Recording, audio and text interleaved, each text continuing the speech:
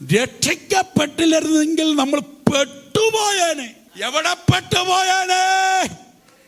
വെളിപ്പാട് 20 അവസാനത്തിൽ കാണുന്ന ഗന്ധകം കത്തുന്ന കത്തുന്ന കത്തുന്ന തീ പൊയ്കക്കകത്ത് ഞാൻ പെട്ടുപോയേനെ.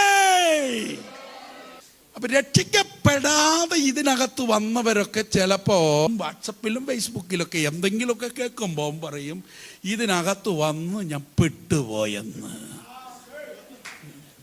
അങ്ങനെ പെട്ടുപോയ ധാരാളം പേര് നമ്മുടെ ഗോളത്തിലുണ്ട്. എന്നാൽ ഇവിടെ ഇരിക്കുന്നവര് ഉലകമിളകിയാലും അവര് പറയില്ല പെട്ടുപോയെന്ന്, വേണ്ടായിരുന്നെന്ന്. സ്തോത്രം. ആരാണ്ട് തള്ളിക്കൊണ്ടുവന്ന് ഇതിനകത്ത് പെടുത്തിയതല്ല. ആമേൻ.